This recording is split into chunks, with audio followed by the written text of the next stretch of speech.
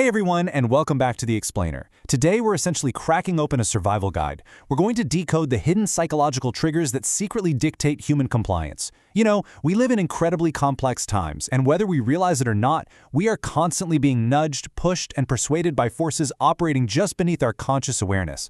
Today we're shining a giant spotlight on exactly how those forces work. Let's kick things off with a slightly uncomfortable question. Do we actually have free will, or are we, just acting on animal instinct? We love to think of ourselves as these highly rational, deliberate creatures, calculating every single move.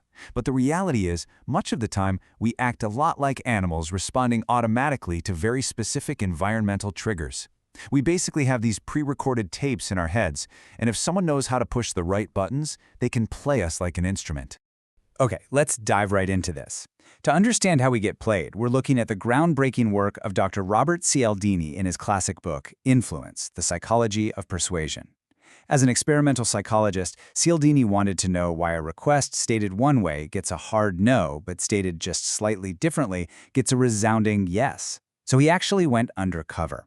He infiltrated the world of what he calls compliance professionals, the salespeople, fundraisers, and advertisers whose very livelihoods depend on getting us to agree.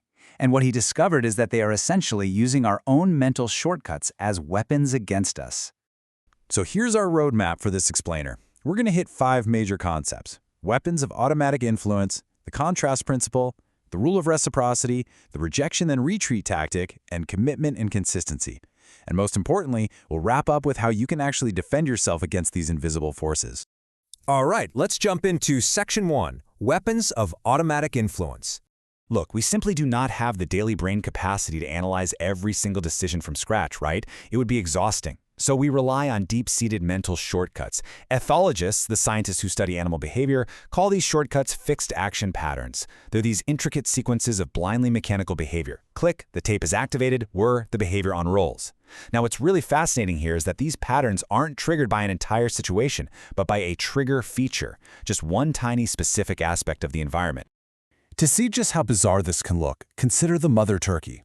She's fiercely protective, but her maternal instinct is triggered almost entirely by one single sound, the cheep cheep of her chicks. Scientists showed that a mother turkey will actually lovingly embrace a stuffed replica of her natural enemy, a polecat, as long as it has a little recorder inside playing that cheep cheep sound. The second the sound turns off, she aggressively attacks it. But, before we laugh at the turkey, humans have our own trigger features. In one famous experiment, a researcher found that people waiting for a copy machine would let her cut in line 93% of the time if she simply used the trigger word because. And her reason didn't even have to make sense.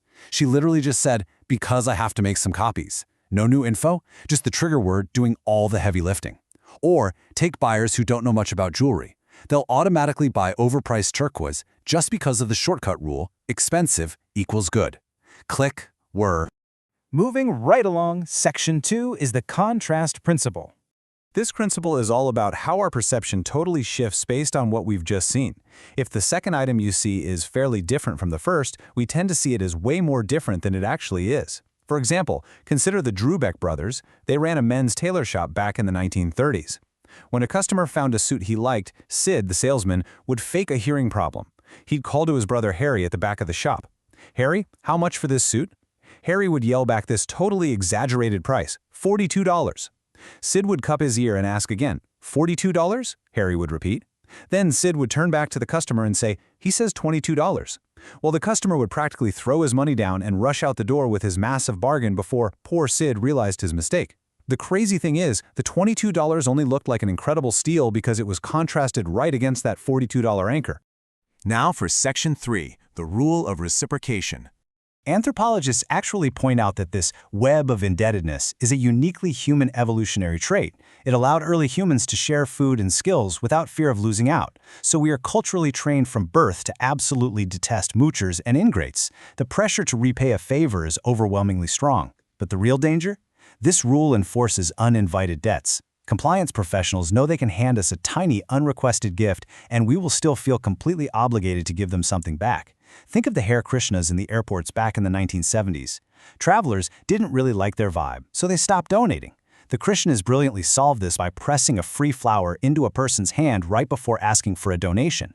The traveler literally couldn't give it back. unwanted gift received, powerful debt created, and their donations absolutely skyrocketed. Amway does the same thing by leaving a bag, a free tray of samples, in your house for a few days. Disabled veterans groups actually double their mail donation response rates just by throwing a sheet of personalized address labels into the envelope. Which brings us to Section 4, a devastating spin-off of reciprocation, the rejection then retreat tactic. Here is the exact playbook. Step 1, make an extreme request that you know for sure will get rejected. Step 2, accept the rejection. Step 3, retreat to a smaller request which, spoiler alert, was actually your desired goal the whole time. Dr. Cialdini experienced this himself when a Boy Scout asked him to buy $5 circus tickets. Cialdini immediately said no way. The scout then said, well, if you don't want to buy any tickets, how about buying some of our big chocolate bars? They're only $1 each. Now, Cialdini actively dislikes chocolate, but he likes his dollars. Yet he found himself walking away with 2 chocolate bars anyway. Why? Because the scout retreated from $5 to $1, and Cialdini felt this undeniable, built-in social pressure to make a concession in return. So the crucial point here is just how wildly effective this tactic is in the real world. To put it into perspective, researchers asked college students to spend a day chaperoning juvenile delinquents at a zoo. Naturally, only 17% agreed. But when they first asked the students to commit to 2 whole years of weekly counseling and then retreated to the single zoo trip after the students said no, compliance literally tripled to 50%. In another study, retreating from a 3-year blood donation request down to a single pint request almost doubled the likelihood that those donors would actually return to give blood again later. They felt responsible for the agreement because in their minds, they felt they had successfully negotiated the persuader down. This psychological 1-2 punch of contrast and reciprocal concession is actually so powerful it can even explain major historical mysteries. Take the Watergate break-in. You have to wonder, why would highly intelligent operatives in the Nixon administration ever approve such an incredibly risky $250,000 burglary scheme proposed by G. Gordon Liddy? If we just neutrally look at the mechanics of the decision, the tactic is right there. Liddy didn't start with the $250,000 plan. No, he started by pitching a $1 million scheme involving chase planes, mugging squads, and call grills. When that was rejected, he pitched a $500,000 plan. When that was rejected, he finally presented his bare-bones $250,000 plan. Because he had retreated from $1 million, $250,000 looked like a massive concession, and the contrast principle made the cost seem remarkably small in comparison. All right, moving to Section 5, commitment and consistency. Psychologists have known for a long time that humans have this almost obsessive desire to be, and to appear, completely consistent with what we've already done. In our society, inconsistency is viewed as a major flaw, while consistency is viewed as logical and strong. To see this in action, look at the racetrack illusion. Canadian psychologists discovered a really fascinating shift in horse bettors. 30 seconds before putting their money down, bettors are super tentative and uncertain. But 30 seconds after placing the bet, suddenly they are highly optimistic and totally confident in their horse. Now, nothing about the horse or the track actually changed.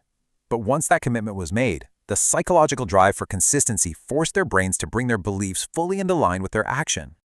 To see how this builds into an actionable defense force, let's look at a staged theft on a New York City beach. Psychologist Thomas Moriarty arranged for an accomplice to leave a radio on a blanket, and then another researcher would run by and snatch it.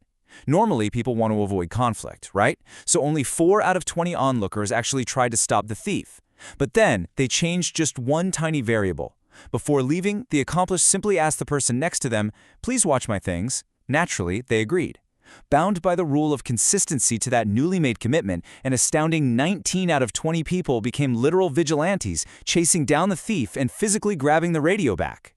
And finally, Section 6, defending against influence. Like I said at the start, this is a survival guide, and you absolutely do not have to be a helpless victim. But the secret here isn't to just shut yourself off from society or completely reject every nice favor anyone does for you. The most effective defense is actually a mental maneuver.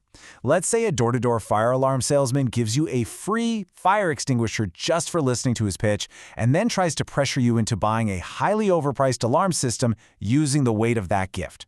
Your maneuver is to simply, privately redefine that extinguisher in your own mind. Redefine it from a gift to a sales device. The rule of reciprocity states that favors should be met with favors. It does absolutely not require that tricks be met with favors. The moment you categorize that item properly, the social obligation completely evaporates, and you are free to decline the offer without an ounce of guilt. So I want to leave you with this to ponder. We've just decoded the hidden tapes playing in our minds, from the trigger features of automatic influence to the silent weights of reciprocity, contrast, and consistency. So how are you going to react the next time a stranger hands you a free gift?